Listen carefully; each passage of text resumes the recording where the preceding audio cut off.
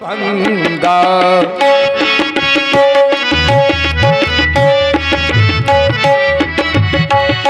आयब भेगी कुल कमल पतंगा।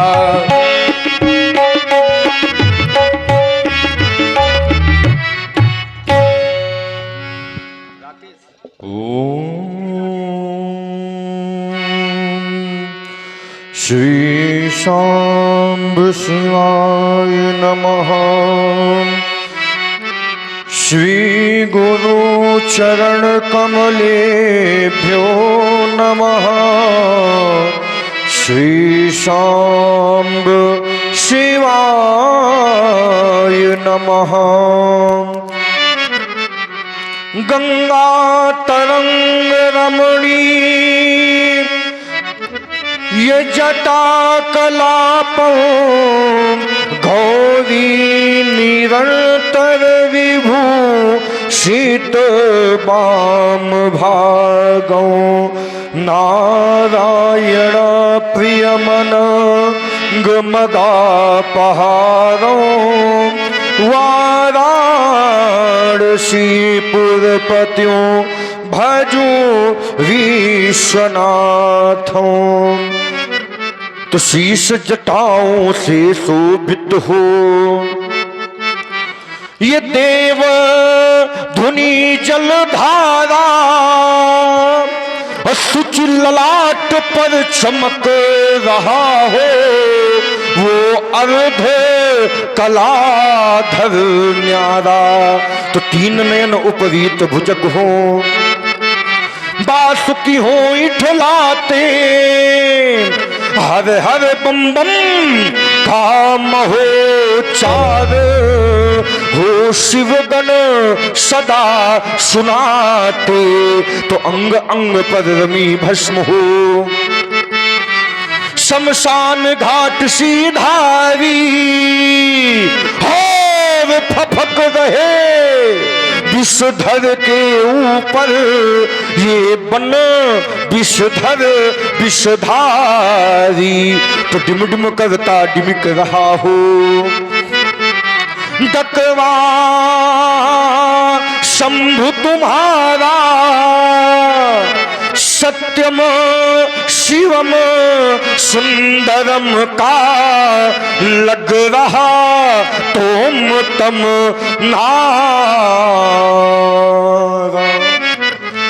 जय जय करुणाकर शंकर जय त्रिनेत्र गौरांग उमावर नीलकंठ मृत्युंजय सलथर डम्बूधर पिनाकधर भय हर भूतनाथ भगवान महेश्वर पार्वती पति जय हर हर हर महादेव शुभु कैलाशपति दिगंबर। हर ठाना उस्ती परशुराम के जीवन में ये भीषण हाहाकार मचाने वाला ये विप्लवकारी शब्द के साथ जिस शब्द को सुन करके समाधि की समस्त तंत्रिकाएं टूक टूक हो गई। भोलेनाथ कोने घोर कठोर ने यकीन है शब्द प्रकाश छेद गए पाताल को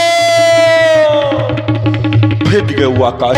ये भागी भानु के बाजी पर छोड़ चले निष्गैल ये हलक थवा भूधर सभे ये छवि धवा सैल कैलाश नाथ तेरा मुखड़ा तो कम मलिन दिखलाता है बड़मे में सिंह बसते हैं इन चिड़ियों का कलवा होता है। क्या महापलक का हुआ आगमन इस उल्था का कनकर कहता है देखो ना भोलेनाथ आज हिमालय सुशिव काल में पिघल पिघल पिघल कर बहता है। हिमालय मैंने देखा था तेरे राजा भारत के गौरव की एक बार नहीं अनेकानेक बार रक्षा हुई थी। अब तेरा सास क्यों समाप्त हो रहा है ये शेष को कुला रहा है ये कच्छप के घबरा रहा है कौन कह रहा है रेणुका तने को सम सावधान का कवड़ भोलेनाथ अब हूं आपकी शरण में रात कवाए महादेव। हो गया गूंज गया न मंडल में गौर सदल फूट गया पर में मिक्सिंग दहाड़ उठे और तलका शुरू उठ गया और बैग चला भगवान का ध्यान समाधि छूट गया और शान लिया मिथिलापुर में जो बात टूट गया। अश्वम के देवियों अश्वम की इच्छा करना पुरुषों निश्चित काल के लिए मिथिला के उपस्थान करता है। हम विश्वनाथ हर हर महादेव हर हर महादेव हर हर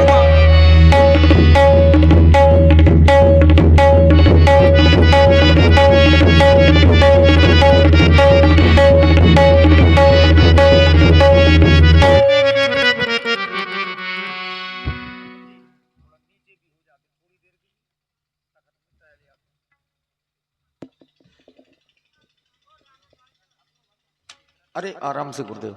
हाँ वो अब ऊपर जा नहीं पाएंगे क्योंकि पेटी कमजोर है। नहीं नहीं नहीं। जनक की बहोरी आई सिर नावा, सिए बुलाई प्रणाम करावा। आओ बेटी सीते, ये भगवान परशुराम जी हैं। दोनों हाथों को जोड़ो, नतमस्तक होकर के इन्हें प्रणाम करो बेटी, प्रणाम करो।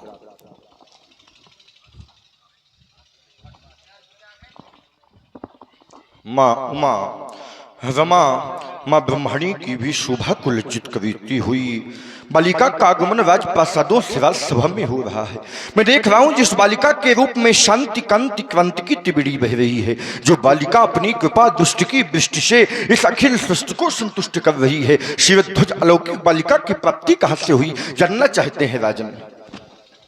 क्यों नहीं महाप्रभु, इस बालिका के जीवन के संदर्भ में एक करुण कहानी है, श्रवण करें आप, सुने। एक एक कहानी बड़ी जो सुनानी पड़ी, और मिथिला में विपदा ये देखो बड़ी एक कहानी मेरी। 12 वर्षों का काल पड़ गया मेरी राज्य में, प्रजा त्राहिमाम करने लगी। देवर्षि नारद के कथनानुसार मैंने हल कर्षण किया, अधरा से इस कन्या को प्राप्त किया।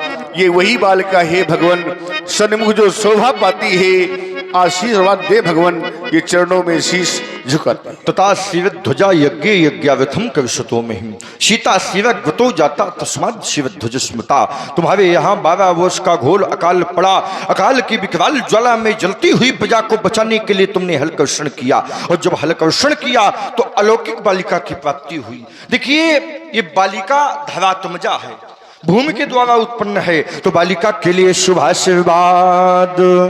धरती के अंतस से उपजी वो धरती माँ की प्यारी, और सच सुंदर सौभाग्यवती हो बेटी जनक दुलारी। अचल हो ये अहिवात तुम्हारा, जब लो गंगा की धारा।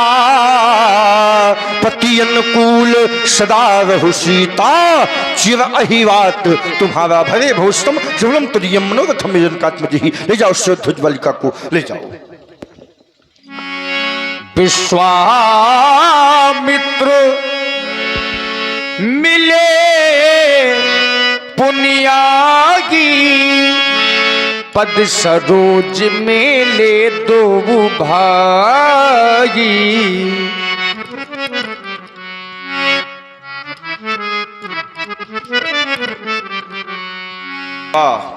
संत दर्शन हुआ, जीवन कृतावत हुआ, क्योंकि संत दर्शन हरि कृपा का शुभ प्रमाण है बंधु। संत का दर्शन तभी होता है जब कहीं ना कहीं परमात्मा की कृपा होती है। शास्त्र तो यहां तक कहते हैं कि भाग्योदयन बहुजन्म समर्जितेन सत्संग मंचल भते पुरुषो यदा वही। आपके दर्शन हुए, हृदय कृतावत हुआ, और आप हमारे संबंधी भी हैं अवश्य, क्योंकि आपकी बहन सत्यवती हमारे बाबा ऋचिक को ब्याही गई। इस संबंध के द्वारा आप हमारे बाबा लगते, हम आपके नाती लगते। और अगर नाती को बाबा कभी मिलता है तो नाती के मन में ये इच्छा होती है कि बाबा कुछ ना कुछ हमको दे प्रदान करें। बिल्कुल। और आप आए हैं तो हमको विश्वास हृदय से कुछ ना कुछ लाए होंगे। अवश्य। क्या लाए हैं बाबा? राम पद सरोज मेले दो भाई। प्रणाम करिए।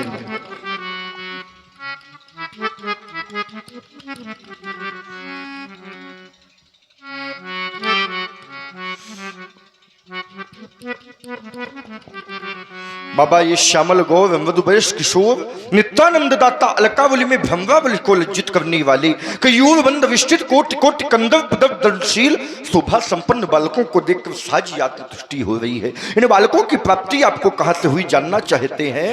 ये अयोध्या के महाराज श्री दशरथ जी के पुत्र हैं। अच्छा, महाराज दशरथ के पुत्र हैं। 2 पुत्र हैं। हाँ, 2 नहीं 4 हैं। 4 हैं। इनका जन्म कैसे हुआ? इनका जन्म पुत्रेष्टि यज्ञ के यज्ञ के द्वारा। बालक बहुत सुंदर है, शुभाशीर्वाद है। हो निडर अरिते सदा तुम्हें समर न जीते कोई, चिरंजीव जुग जुग जियहु कीर्ति लताम बद हो। शुभाशीष ले जाओ बाबा बालकों को। भगवान परशुराम जी का ध्यान अब मिथिला की भीड़ की ओर गया। यहां पहले विद्वानों की भीड़ होती थी, आज यहां राजाओं की भीड़। बहुर बिलोक विदेह सनो कहबु काहे अति भीड़, पूछत जान अजान जिमी व्यापे कोप आज मैं देख रहा हूं तेरे यहाँ बहुत भीड़ है। मैंने देखा था यहाँ भीड़ होती थी, लेकिन ऋषियों की, मुनियों की, ब्राह्मणों की, विद्वानों की, संतों की भीड़ हुआ करती थी। आज यहाँ राजाओं की भीड़ है। इस ओर चमचमाती हुई तलवारें, इस ओर जंगमाते मुकुट बांधे महिपाल अपने अपने मंच पर बैठे हैं। उत्तम मंच पर महामहिम विश्वामित्र जी शोभा प्राप्त कर रहे हैं। जम्बू प्रच्छ शालमणि कोशकांच सात पुष्कर सातों दीपों के महिपाल उपस्थित है। भूपन आए प्रणाम कियो, जिनको हम आशीष बेग दई है। पाए परे न भूत साथ में सीता को बेग बुलाए लई है। चरण गहे रघुवंशिन के सुत कौशिक मुनसो भेंट भई है। ये देव मुनीष जुड़े सबही, कहो न कही कारण भीड़ भई है। इन महिपालों के आने का क्या कारण? समाचार कही जनक सुनाए, जही कारण मही पे सब आए। इन महिपालों के आने का सिर्फ एक कारण है महाप्रभु। कौन सा कारण राजन? कारण है मेरी बेटी सीता। हाँ हाँ, उठा लिया अज को सीता ने, ये देख के धीरज छूटी गया। तो तूने क्या किया? जिस पर मैंने हाँ हाँ, ये प्रण कर डाला, तो फिर जिसमें ये अजगो टूटे गया। सुनत बचन फिर अनत निहारे, देखे चापो खंड मही डारे। माता पार्वती द्वारा पोषित पिनाक, शस्त्रागारों के मुकुट, सुरों के रक्षक, असुरों के दंडक, पारिजात पुष्पल्लव, तुम्हारा पराभवकारी विक्षोभ महान, शोक महान। मैंने देखा है संसार में जिसका जन्म है उसकी मृत्यु है, जिसका निर्माण है उसका निर्वाण भी है, लेकिन जिसने मानवता के लिए अपने जीवन का बलिदान दिया हो, आज उसकी दुर्दशा तोड़कर अनाथों की तरह धरती में फिकवा दिया गया। शयन करो अजगो, नहीं छोड़ा जाएगा आज कोई महिपाल, नहीं छोड़ा जाएगा आज कोई राजा, और सबसे पहले नहीं छोड़ा जाएगा ये राजा। अतिरिश बोले बचन कठोरा, कहु जड़ जनक धनुष के ही तोरा। मुखोल कहु जड़ जनक धनुष के तोरा। आए देश देश के नरेश को निहित के निकेत ये के धोकटोरा है। काशी कश्मीर कर्नाटक निवासी आए, ये पूर्वी पछाही को ने जूठ जोड़ा है। बेगी बेगी दिखाबू मूढ़े लते आजू, उल्टहु मही जहाँ लगता बुरा। धनुष तोड़ने वाले को शीघ्र दिखाओ शिवध्वज, नहीं तो जहां तक तेरी धरती है वहां तक की धरती पलट दूंगा। मही वहां तक की धरती पलट दूंगा शिवध्वज, वहां तक की धरती पलट दूंगा। इतना क्रोध देख देख करके जो दुष्ट राजा हैं, जो धनुष तोड़ने धनुष के पास में गए थे, परशुराम जी का क्रोध देख करके मन ही मन प्रसन्न है, ये सोच करके कि अच्छा हुआ जो धनुष हमारे द्वारा नहीं टूटा, नहीं तो मरना निश्चित था। राम जी ने देखा कि सब डरे हैं, मिथिला में ऐसा कोई नहीं है जो परशुराम जी के क्रोध से डर न गया हो। जब राम जी ने स्थिति को देखा तो राम जी आगे आए। सब है बिलो के लोग सब जान जान की भीड़, हृदय न हरस विषाद कछु बोले श्री रघुबीर। भगवान राघवेंद्र, आपके शिव धनुष का खंडन करने वाला हाँ हाँ कोई और नहीं, कौन है? आपके चरणों का कोई दास ही होगा। राघवेंद्र। इसलिए प्रभु शिव धनुष तोड़ने वाला भी कोई शिव प्यारा ही होगा, जिसने ऐसा अपराध किया वह दास आपका ही होगा। जो कृपा पात्र है गुरुओं का, वह कब किस से डर सकता है। जिन पर हो कृपा ब्राह्मणों की, यह कार्य वही कर सकता है। नाथ शंभु धनु भंजनिहारा, होई के हुए के दास तुम्हारा। आपके चरणों का कोई दास होगा, मेरे लिए क्या आदेश है आदेश। राजीव लोचन दशरथ नंदन राम, तुमने सोचा कि तुम अपनी पीयूष वर्षणी अघमर्षणी और चित्ताकर्षणी वाणी द्वारा परशुराम के क्रोध को शांत कर दोगे। नहीं राम, जो तुम्हारे दृष्टि में दास है वो परशुराम के दृष्टि में सेवक है। सेवक सो जो करे शिवकाई, अधिकरनी कर करिए लड़ाई। राघवेंद्र, जिसने भगवान शंकर के पिनाक नामक आयुध का खंडन किया है, हमारे सामने आवे, हमारे धनुष को उठावे और उसकी प्रतिज्ञा को चढ़ावे। अगर ये चौकाई हो गई तो फिर लड़ाई ना होगी। ये तो सुनहु राम, सुनहु राम जही से धनु तोरा, सहस बाहु सब सोरी पुमोरा। भगवान शंकर के पिनाक नामक आयुध का खंडन करने वाला राम मेरा साधारण अपराधी नहीं है, वो तो मेरा शास्त्राबाहु के समान अपराधी है। आज्ञा मांग रहे हो, सुनो क्या आज्ञा है। सो बिलगाऊ बिहारी समाजा, न तुम्हारे जय है सब राजा। राघवेंद्र, धनुष तोड़ने वाले को इस सभा से अलग कर दिया जाए, नहीं तो ये सभा ही धनुष तोड़ने वाले से अलग हो जाए। ये तो जितने राजा बैठे हैं, यहां से लेकर वहां तक, वहां से लेकर वहां तक, और जहां से लेकर तहां तक न तुम्हारे जय हैं सब राजा, सभी राजा मारे जाएंगे। राम, सभी राजा मारे जाएंगे। महाराज पहले उन राजाओं को मारिए जो सो रहे हैं। ये लंका से आए हैं ना व्यासी, कैसे लंका में सोना बहुत आया, तो इसलिए पहले यही मारे जाएंगे। देखिए परशुराम जी इतने भयंकर क्रोध में हैं। अब लक्ष्मण जी भला राम जी के लिए कोई घोषणा करे, कैसे सुन सकते हैं। परशुराम जी भयंकर क्रोध में, और लक्ष्मण जी परशुराम जी को देख देख करके मुस्कुराने लगे। तो परशुराम जी का क्रोध और बढ़ने लगा।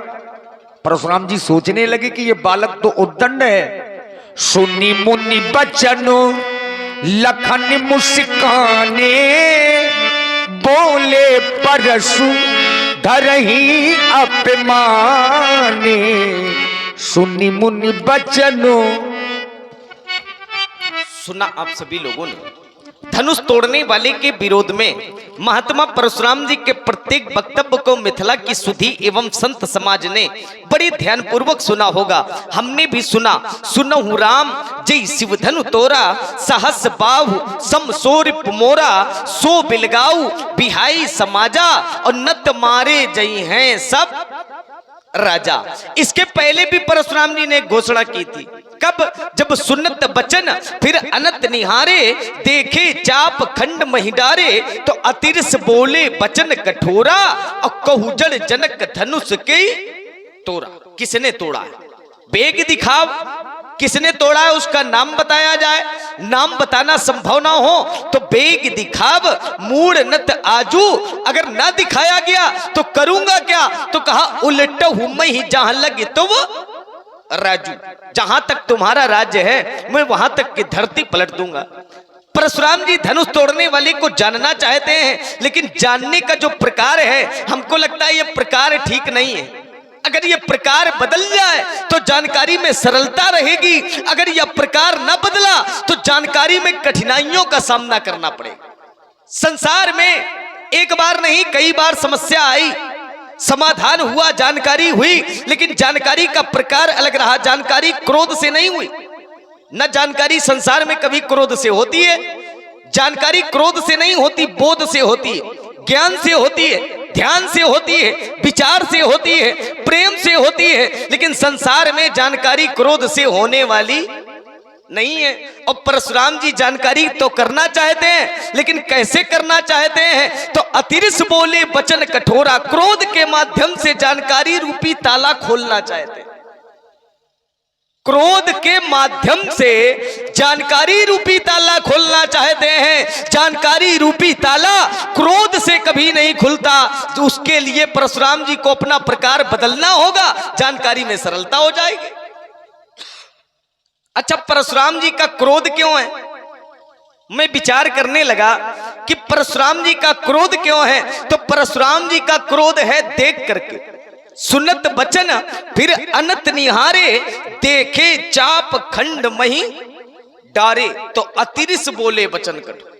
क्रोध कैसे है? तो परशुराम जी का क्रोध है देख करके। कभी कभी ऐसा होता है कुछ दृश्य देखने में तो अच्छे नहीं लगते, लेकिन उद्देश्य बहुत अच्छा होता है। जब उद्देश्य अच्छा होता है तो संत महापुरुष उस दृश्य का कभी विरोध नहीं करते। जैसे चोरी करना अच्छा काम है कि बुरा? बुरा काम है। चोरी करना अच्छा काम है कि बुरा काम है?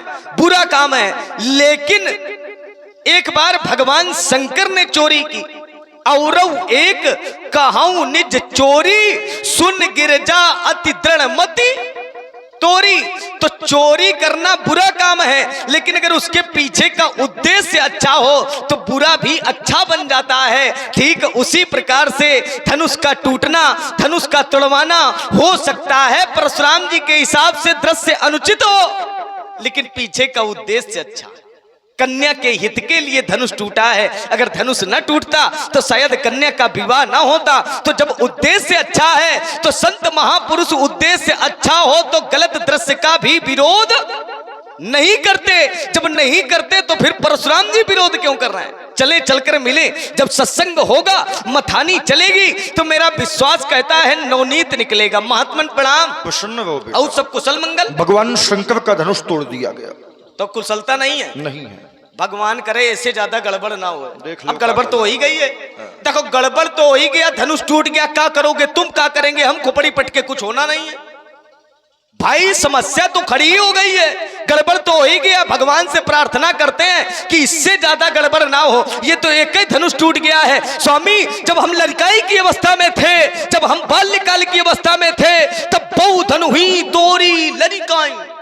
लड़काई में बहुत तोड़ी, जब बहुत तोड़ी तब आपके दर्शन नहीं। आज तो दर्शन और दर्शन के साथ ये जबरदस्त प्रदर्शन। अच्छा, बहु धनु ही तोड़ी लड़काई, तब कबहू न असरिस। एक शब्द है अस और एक है कस। अस माने ऐसा और कस माने कैसा। कीन गुसाई, ऐसा क्रोध आपने इसके पहले कभी नहीं किया। तो क्या इस धनुष के प्रति आपकी ममता, अगर ममता है तो यही धनु पर ममता के हेतु, ममता का हेतु क्या है, ममता का कारण क्या है, पूज्यपात प्रातः स्मरणीय परम श्रद्धेय व्यक्त कर। हम पहले समझ गए थे कितना भला आदमी है। विश्वामित्र जी समेत दोनों भाई प्रणाम करने के लिए आए। इस बात के आप सभी साक्षी हैं। हमने पहले कह दिया था लड़का को ठीक नहीं दिख रहा। बाबा ने कहा आशीर्वाद दे दो, फिर देखा गया है हमारा आशीर्वाद प्राप्त करके अब हम ही को ताल ठोक रहा है। शेष नाग अति विष भरे तऊ न करत आतंक, लेकिन बीछी थोड़े जहर मां फिरे उठाए। वही स्थिति राजकुमार लक्ष्मण की। राजकुमार लक्ष्मण ने नाना प्रकार के आरोप लगाए। कहे समस्या का समाधान क्रोध से कभी नहीं हुआ। समस्या का समाधान जब जब हुआ है तब तक विनम्रता से हुआ है और बोध से हुआ है। जिस समस्या का समाधान बोध से नहीं हुआ, उस समस्या का समाधान क्रोध से हुआ। कब एक महापुरुष के जीवन में समस्या आई थी, उसको समुद्र पार करना था, सागर के उस पार जाना था, तो बोध का प्रयोग किया, विचार किया कि समुद्र से प्रार्थना करें, शायद हमें रास्ता मिल जाए। बोध का प्रयोग किया, एक दिन बीते काम नहीं बना, 2 दिन बीते काम नहीं बना, 3 दिन बीते लेकिन काम नहीं बना।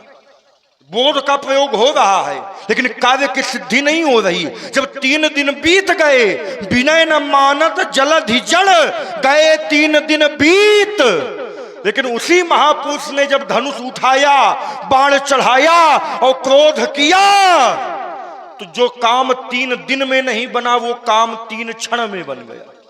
अब बताओ भैया, बोध से काम बना कि क्रोध से काम बना? जो काम बोध से नहीं बनता वो काम क्रोध से ही बनता है। अरे तुम्हारे जीवन में जब समस्या आई होगी तो काम बोध से नहीं, काम क्रोध से बना होगा। इन्होंने दूसरी बात कही, इन्होंने कहा महाराज समस्या का ताला लगा हुआ है और समस्या का ताला कब खुलेगा? जब बोध की चाबी मिलेगी। अच्छा ठीक है, समस्या का ताला लगा है, तुम्हारे यहां समस्या का ताला हमेशा लगा है। सूर्य वंश में हमेशा समस्या आई, आज नहीं, इनकी कई पीढ़ों से समस्या आई। समस्या क्या थी? कोई पुत्र नहीं होते थे। राजा दिलीप के जीवन में समस्या आई, संत के पास गए, संत का क्या नाम था? वशिष्ठ जी महाराज। पूछा महाराज समस्या है? संत ने उपाय बताया, नंदनी गाय की सेवा करो तो पुत्र का जन्म होगा। दूसरी समस्या आई, इनके पिताजी की 60,000 वर्ष की आयु हो गई थी, महल में 3 सौरानी थी, 3 पटरानी थी, लेकिन पुत्र एक भी नहीं थे। समस्या आई थी, लेकिन समस्या का समाधान कहां से हुआ? एक ब्राह्मण के द्वारा हुआ, वशिष्ठ जी के द्वारा हुआ।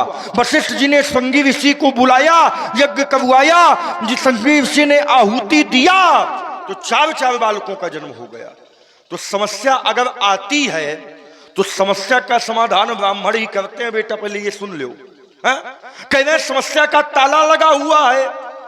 मिथिला में अभी ताला नहीं लगा, इससे पहले बहुत बड़ा ताला लगा था। कहे ताला खुलेगा कब? अरे ताला खोलने के लिए हमारे पास ये चाबी तो है, इससे हमने बहुत बड़े बड़े ताला तोड़े हैं। 1 बार नहीं, 2 बार नहीं, 21 बार ताला तोड़े हैं। अब ये भी ताला को देखेंगे कितना मजबूत है? इन्होंने कहा महाराज धनुष तोड़ने वाले ने कोई अपराध नहीं किया। क्यों? क्योंकि चोर चोरी करता है तो संसार का व्यक्ति उसको दोषारोपित करता है, लेकिन वही चोरी भगवान शंकर ने किया। और एक कहो निज चोरी, भोलेनाथ ने भी चोरी किया, लेकिन संसार ने भगवान शंकर के ऊपर आरोप नहीं लगाया। अच्छा भोलेनाथ ने चोरी किया, ठीक है, तो क्या जो भोलेनाथ करेंगे वही संसार का व्यक्ति भी करेगा क्या? ईमानदारी से विचार कीजिए आप सभी, जो भोलेनाथ करें वही हम आप भी करेंगे क्या? अरे भोलेनाथ ने तो जहर भी पिया, भोलेनाथ ने जहर भी पिया और हम तुम 1-2 बूंद पी के देखी